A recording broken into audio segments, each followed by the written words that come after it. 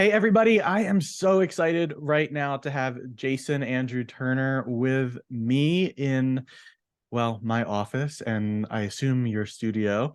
Jason, I've been so excited to have this conversation with you since I first really came in contact with your work a month or so ago, was really drawn to it and drawn to you. Jason, can you just give all of the listeners an idea of who you are, what you're about, and then we'll have a nice chat. Oh, sure. Well, thanks for having me. I'm actually not in my studio. I'm in my wife's studio because I'm on baby Okay, duty cool. after this. But my name is Jason Andrew Turner. I am a painter from Birmingham, Alabama, originally. Moved around a whole lot, but now I'm currently in Yanceyville, North Carolina, which is right on the Virginia border, uh, in like farmland in the middle of nowhere. Um, I make paintings about mental health using repetitive mark making, and I'm very interested in color and color theory and how that applies to our psychology and visual fields. Yeah, awesome. So everybody, if you know me, if you know my work, what I talk about, you can understand why I was attracted and gravitated towards Jason's work. Um, and it's just so nice to be able to find somebody who also likes to work in this way. And in particular, what I was really drawn to is your focus, your interest in places, the meaning and expression of those places. Um, and you were telling me a few minutes ago before we hopped on here that you have lived and moved around a ton, and that has really influenced the way you make your paintings and the stuff that shows up in your paintings. And I'm wondering if you can kind of set the frame a little bit for us, so that we can understand why place is important to you, and how it's important to you in insofar as your work goes. Sure. Well, I again, yes, I've moved around a whole lot from when I was a little one to today. I think I've actually slowed down a lot more in my adult years. Um, but I grew up in Cambridge, England for like most of my formative years, but I'm from Birmingham, Alabama, so I have this strange relationship to what home means, I suppose. Yeah. Um, I generally think that place influences my work just through like how I absorb the environment. I think this happens for everybody, though. I mean, when I was in college, I went to Savannah College of Art and Design. I was painting major, and I would make these very allegorical, messy, thick oil paintings Yeah. about pharmaceuticals and mental health, and also about like religion and those kinds of things. I mean, I was in the Bible Belt, Yeah. so I talked a lot about like that kind of ritual and um, kind of like the just the yeah the rituals of religion, Yeah. specifically Christianity.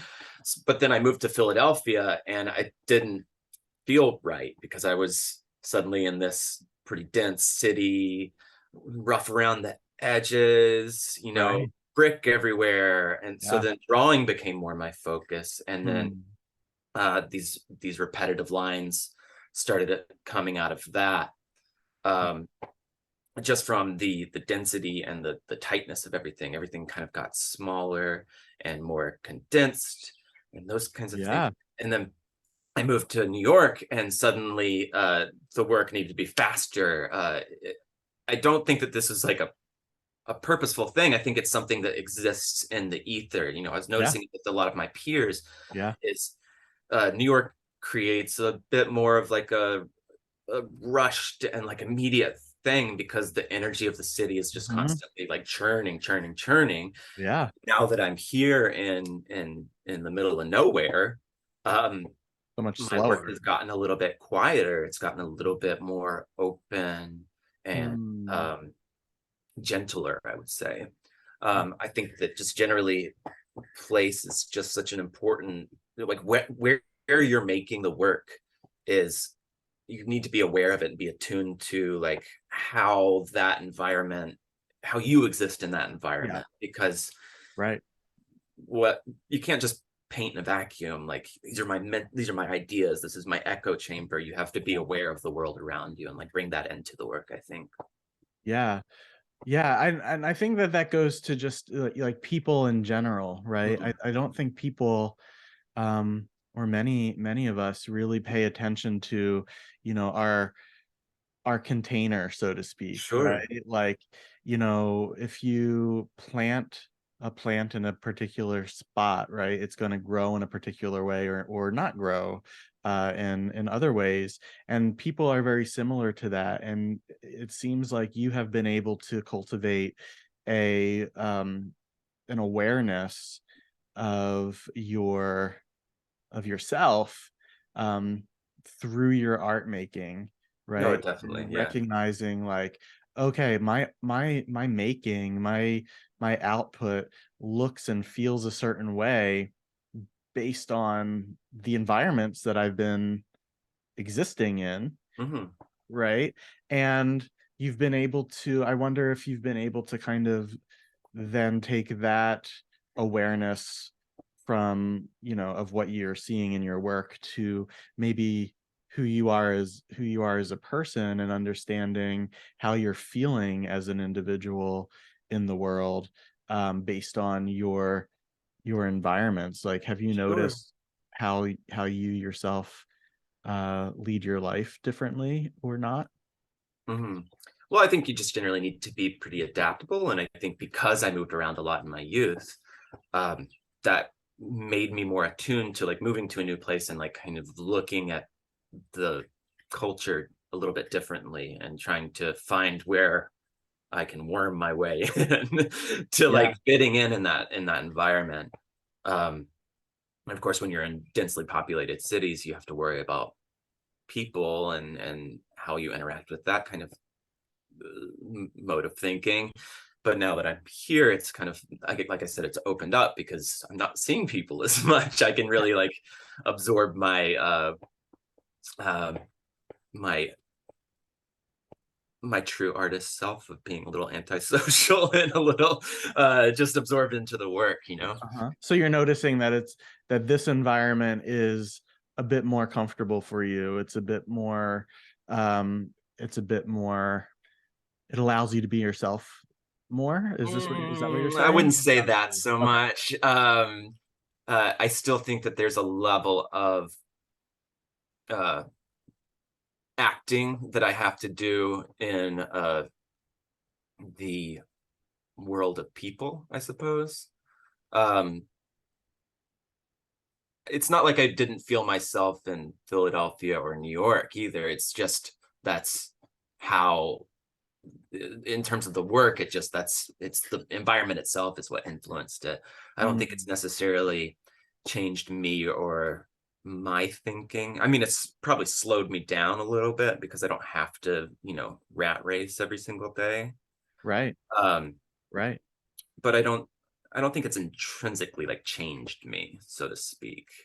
I Mhm. think it's just it's you get in where you fit in, you know what I mean? Get in where you fit in. Yeah, no, I understand that for sure. For sure. And so you've mentioned a few times the idea of repetition in your process, Hmm. whether that was back in the day when you were really kind of focusing on, some of those, uh some of those religious kind of uh stories or messages that you were drawing from and communicating about. You used the word ritual there. Hmm. um and now in your work currently, you're talking about the idea of repetition and repetitive process, Hmm. repetitive mark making, or um use of color and things like that. So I'm wondering, from your perspective, what is so important to you, and maybe for other people, the idea of repetition, what that brings to life for you. Well, like you said, when my work was talking a lot about religion, it talks about ritual, and just the act of art making is ritualistic. You're going into a studio and you're mixing color, or you're making a line, and then if you're sketching before, you're remaking that line onto a new surface and stuff like that. Um, I just generally think that, being in the studio is like lighting a candle and, you know, blowing some smoke. It's a part of the fabric of it, I suppose. It's just the ritualistic nature of making, right? Mhm. Um, and my work has always been quite uh, it's been quite ritualistic and repetitive in the way that I'm thinking about things. I build off of the piece that I just made, and then I do the next one built off of that piece, and it's just this slog of Mhm. uh, of just doing. I said this before we started recording, but I like to think of Agnes Martin used to think of artists as a coal miner. You just go there and you're digging the coal every day, and then you clock Yeah. out and you go home, and it's a job. It's a hardworking, laborious job of repetition. Um, and I've also just made that, it's become so ingrained with my work, it's kind of ridiculous. I'm literally at the point that my work is about making a gestural line, Yeah. whitewashing that, and then redoing it through a different process, but making that exact same line again. Uh, So it's a lot about like reproduction, almost like printmaking, okay. but Right. by hand. But So by Mhm. I'll start with like sumi ink, which I think is a really like luxurious, like ooey gooey, like Yeah. like spiritually like Mm. amazing substance. It's used with a lot of like Zen painting, and Right. I treat it as such. So I'll make like a big gestural line. So with the sculptures, for example, that you might have seen from my last show, um, they start with a piece of MDF and then a gesture. And then I cut it out, I whitewash it, and then I remake that gesture with a tiny, tiny, tiny brush. So it's all about like the repetitive uh, reproduction of what I've already done. And it's almost like if you have a memory in your head from when Yeah. you were a kid, let's say, Yeah. Yeah. um, the memory that's in your head now is not necessarily the memory that, or the action that happened at that time. Right. It's the Yeah. way that you've had to recontextualize that memory to make it work for you. Mhm. Mhm. So that's how I think a lot about when I'm making my paintings, is taking that initial gesture, that initial feeling, that initial breath, and redoing it and redoing it and redoing it and redoing it until it loses all the original meaning. Right, You right. know? And until it loses its all original meaning, is that like only is that only reflected kind of like how you're thinking about it, or does it actually change in terms of visual output as well? Do you know what I'm It saying? does change the visually. It's I'm not so hard and fast to perfectly make that Right, initial gesture, right? right. The more you go along, the looser it might become, or Exactly. And more that, because of the repetitive processes, the more meaning can get chunked into that work too. So it might be, something terrible on the news that you're hearing, or um, even like how well I slept the night before. It's right, all going to be like pumped into that work. And right. because I'm sitting there slowly redoing all these things, um, excuse me, Yeah. while I slowly redo these things, um, I'm pushing all this work, this thought into the work, and then it changes the work as a whole. Mhm. Um, Perhaps that's only me seeing that, but I think that's good enough for me.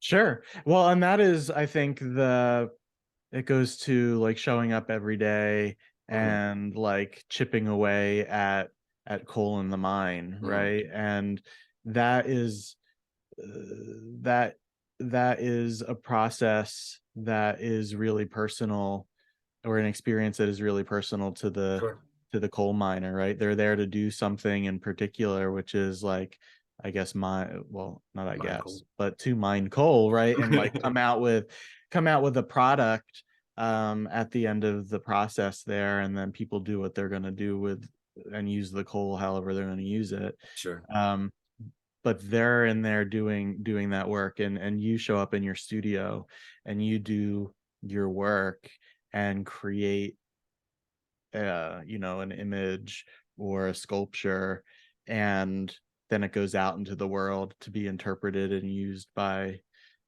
other people, but you hold Exactly. on to Hmm. that ritualistic experience, or um that repetitive contemplative experience that you had for yourself. Sure. um, and that's where I think the growth really occurs for the artist as a human being, right? Hmm. Is just experiencing that. I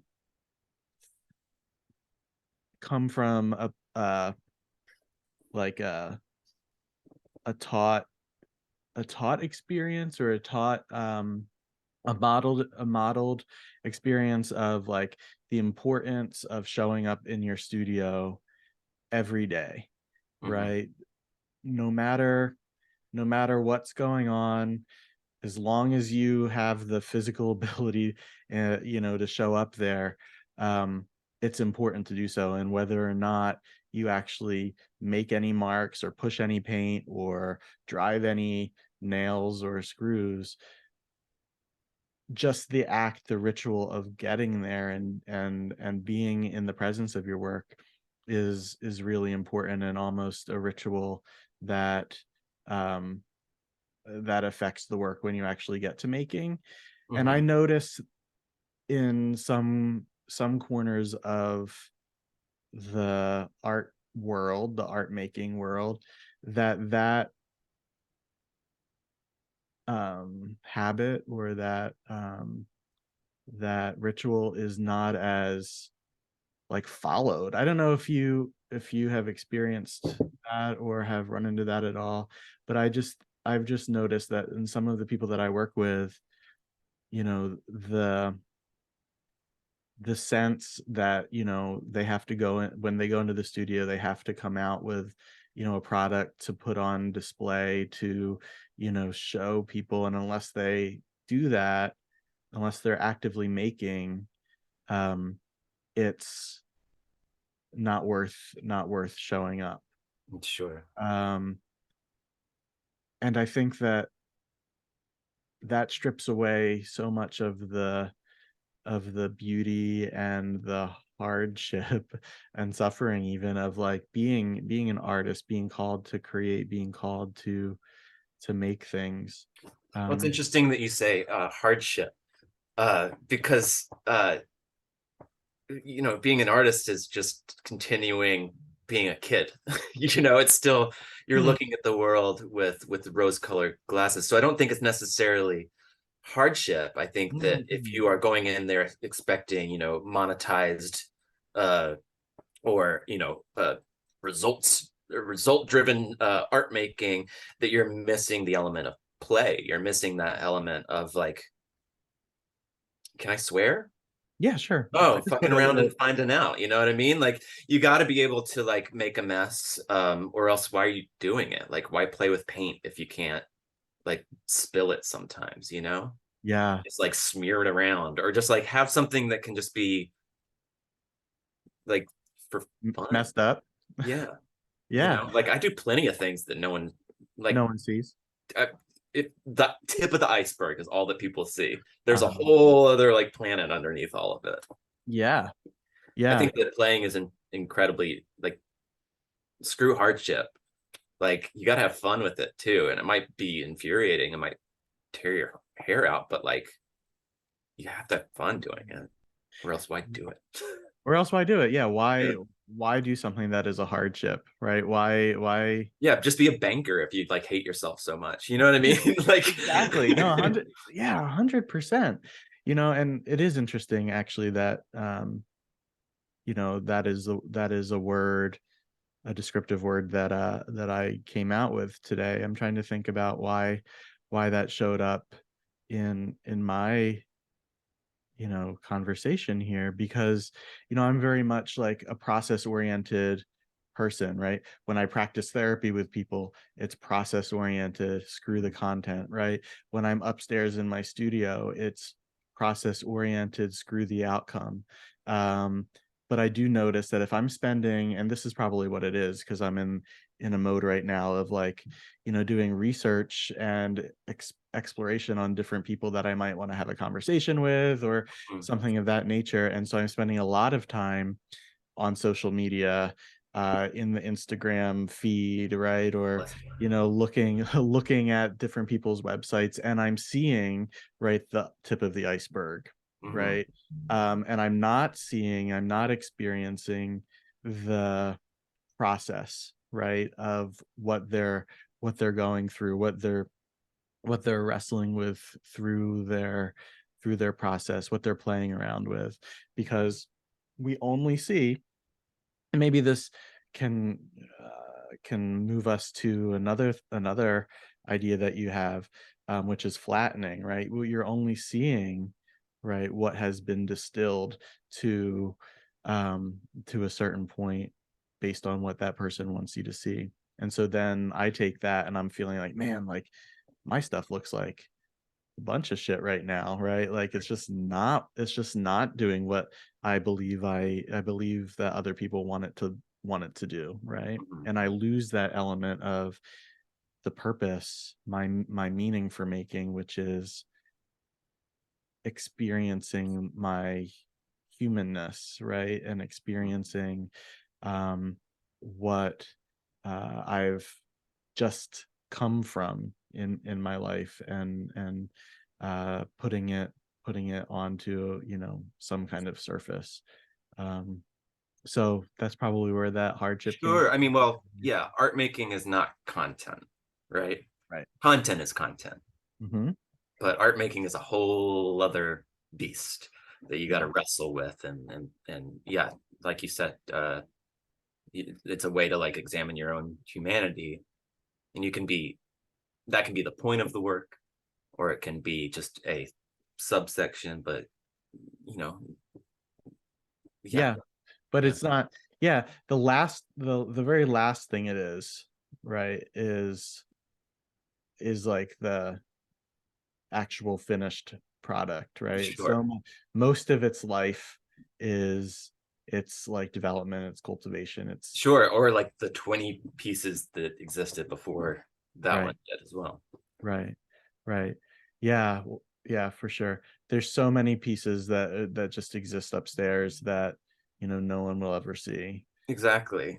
unless they happen to like get into the studio and manage to get around me I and mean, start to like I don't even think right people could through. even gather all that stuff. I mean, when I do a portrait, for example, um, I probably do like 40 to 100 pre-sketch drawings, just doing like the main lines.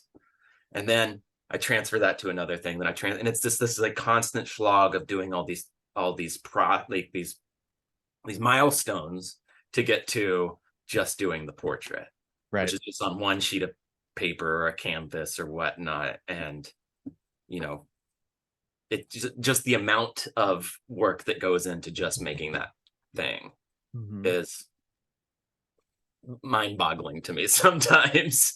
That I Yeah. like I got piles of paper that are just useless scribbles, you know what I Yeah. mean? Well, why is that so important, or what is so important to you about that process, that doing those 100 preliminary sketches, or those many like primitive early like line iterations? Why not go directly to working on the piece that will ultimately become the piece? I What's mean, so I think I important? used to do that. Mhm. I used to be much more like, let's go and just like start getting into it. Yeah. There's something to be said for that, don't get me wrong. Um, but I think with all the preliminary sketching of that is it's you find the balance and the flow of the lines and how they can kind of like take the eye around. I think that that takes a little bit of time just to tweak that right so that you get make sure that the viewer is going to go around the painting like you're supposed to. Mhm. You know, I had a professor in college that did a really, I thought for a young artist was a really helpful um activity. And you just take it was a lot, but she made us do like 5 or 10 paintings a day. We just find something, whatever, in a book. You know, this Mhm. is before uh, internet was so accessible, I suppose. I still had Uh-huh. dial up. Um, and we would you take a printout of that of a painting that you like, you put tracing paper over it, and you just draw lines around like how your eye traveled around that painting. So Mhm. that could change day to day. So you'd go back to you'd go back to an original painting, and then you do the lines again. You're left with all these tracing paper like nonsense drawings basically because they're just these kind of Yeah. things. Um, but it helped me at least understand like composition and the way Yep. that you can make the eye go around. I recommend this exercise to any artist, to be Any honest. I artist. think it's a Right. really helpful way of like how to look at your own work, as well as to like engage with the work, the referential work, Yeah. uh, Yeah.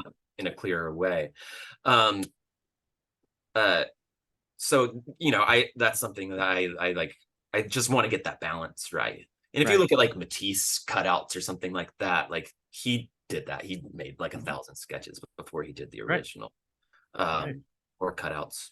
Right. Um, So there's the formality of it, like you're working out like some of the formal elements mm, of design and composition and all of that, so that your painting or final portrait, in this case, is what you want it to be, mm, as the product. But there's also something else that is going on there, learning about yourself and how you mm. take in the visual stimulus Right, too. exactly. And then I present that to other people to hope that they can like follow my eye as well. So that's why you repeat over and over again, is to Yeah, somehow get the viewer to get in there. yeah, yeah. I mean, so that's one way of doing it. There was another, a really that's one really good exercise, for artists uh to do, and get used to doing. Um, I have another exercise that I like to take people through, that's a little bit different than that, and it was taught to me by a drawing one of my drawing professors, um, in undergrad. That is like, look at take a get an object. I think we used like a leaf or something, some dead leaf or something that we found, and just like start doing iterations of it, and don't even necessarily think, not even don't even necessarily think. I minimize everything. um, don't think about exactly what is coming out of your hand, or coming from your hand when you're iterating on that leaf, but just like keep go through an entire pad of newsprint paper, right? And just make that leaf, and that loosens up your you know in loosens up your intuition. It loosens up your it gets rid of your perfectionistic quality and tendencies, right? So that you can just like be with yourself and the material and the object, right? And Mhm. um ignore some of those uh more formal elements of design Sure. that we can get obsessed about, and that are Mhm. important, of course, to creating something that makes sense. But those are two, I think, uh aspects of engaging with the artistic process that Sure. that are similar and different at the same time. Yeah, the different sides of the same coin, right? Mhm. I also did that one a lot. I think that's a good early drawing Yeah. exercise. And I think I just want to add that it after a certain point you get bored, and that's when you start paying attention. I think Yes, right. that's when the work, you start like being like, all right, fuck it. And you you know what I mean? And you're just like, okay, I gotta do another leaf. I gotta do another leaf. And that's when you really like let go of all the other stuff and like Mhm. loosen up. And Mhm. that's when you can actually pay attention, I That's think, when you can actually pay attention. you know. Right. Yeah, for sure. So Wow. boredom And is important. yeah. Well, I'm thinking about like the context in which that professor, excuse me, that professor introduced that particular exercise, because the rest of the class was like really like serious, like observational drawing, and like very almost like, I mean, it was such a strange combination of like gestural with like very like mechanical like observation. But then she like just like took us around like to the other side of the coin and was just like, yeah, stop thinking about everything for a while and just like draw this leaf over and over again. And it was just like a strange juxtaposition for me, or experience. Um, but yeah, early undergrad was just like It was a thing, huh? best time. If I Yeah. could redo it, I would. Yeah. And I would just eat it up with a spoon. You don't know what you have when you're in it, right? Exactly. It's such a Exactly. time for, there's so much opportunity for, you know, learning about yourself, learning about, all of the different aspects and area and corners of art and Hmm. creating. And kids just don't understand what they have when they have Those it, kids right? these days, their Yeah, and then avocado toasts. exactly. Oh my God. Yeah. And then you're responsible, right? When you get older and more mature and out there in the world and have other responsibilities, one of your responsibilities is to not lose that playfulness that you you took advantage of or took for granted when you were Mhm. when you were younger, Yeah, because it absolutely. gets further It's away. the way that I used to paint is so vastly different. And even if I could go back and like think that way now, um, like I just couldn't do it the same way. It got so boring to me after a while. Like when I first moved to Philadelphia, it was 2006, and I was still making these big sloppy figurative, allegory paintings. And it got to the point that I was just like, I'd get the point onto the canvas. I'd get my concept and what I was trying to portray onto the canvas, and then I'd be like, well, that's good enough. I just got bored with it. I was like, I did what I did the assignment. The Yeah. assignment was to project this one idea, and I don't need to overwork this painting. And I would leave things in a place that almost felt like they were either just beginning or like maybe in the middle, but Yeah. the point was across. So that's when I was like, okay, let's go back to drawing. um, Yeah. Well, yeah. you clocked into the coal mine, right? And like Mhm. did what you were supposed to do for your 8 hours or whatever, and then you clocked out, and that was good enough. Sure. Well, not even that. I think it's almost like I was like the young coal miner that's like hauling the coal from that's just been chipped away. I don't know. This coal thing is weird. That was just chipped away and taking it back to the mouth of the Yeah. cave or whatnot.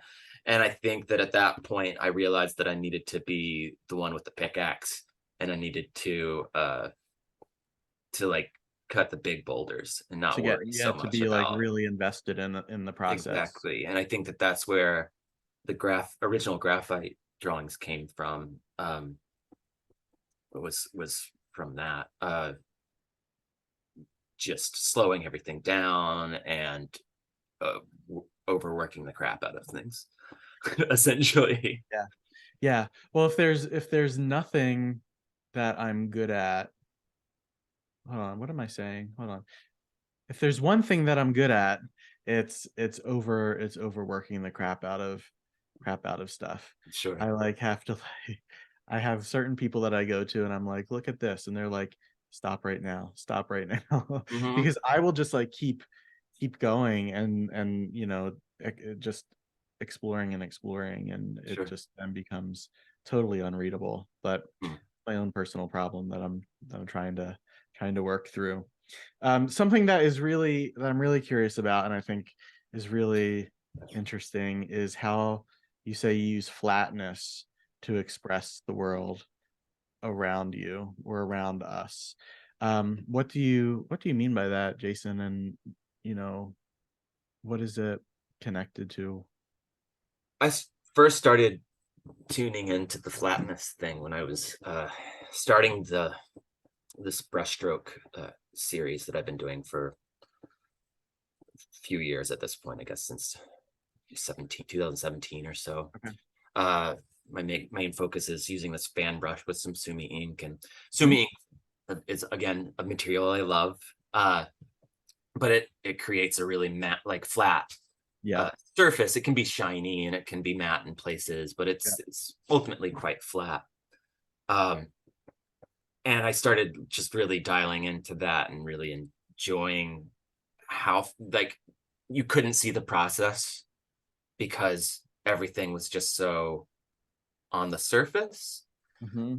And because I love repetitive processes and how that opens up your brain to think about what you're doing, I started noticing flatness all around us. Like we're currently looking at each other on a computer. I know that you are a three-dimensional thing, but right Yeah. now you are just a series of flat pixels Yep. that if you put a big pink block over your face, it would just be a pink block, nothing underneath it. It's just this flatness.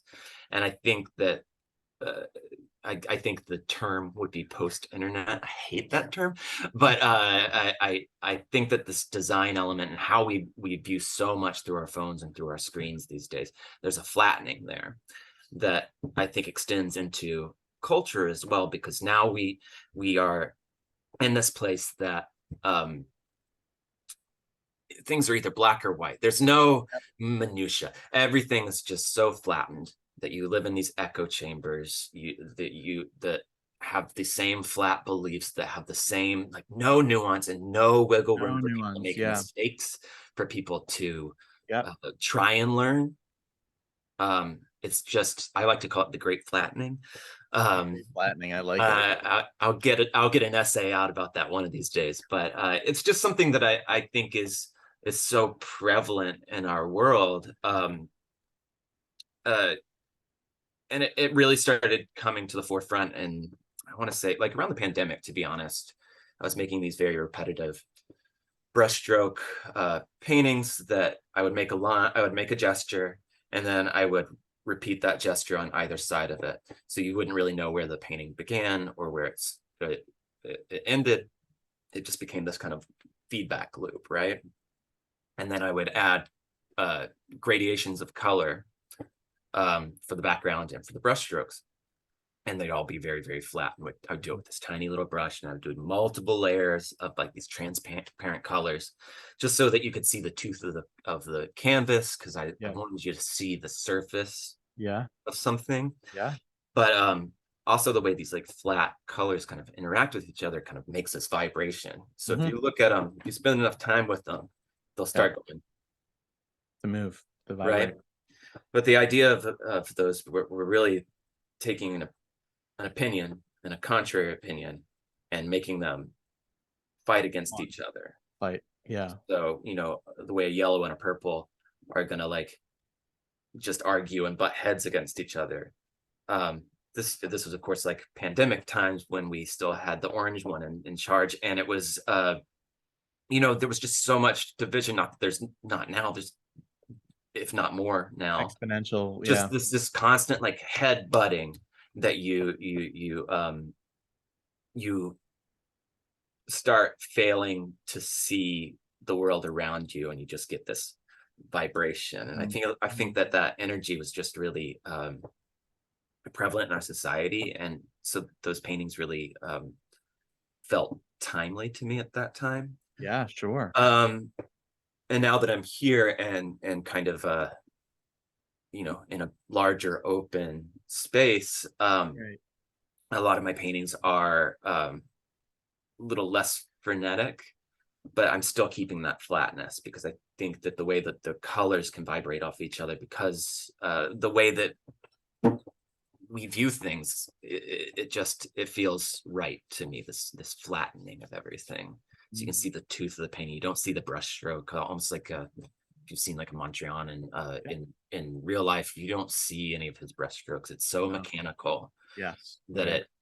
it it's just something that happens over that repetition, over that slowness, and like really recontextualizing those initial gestures into something that's like flat and smooth, and it in a sense it removes meaning because you don't see the history of the painting.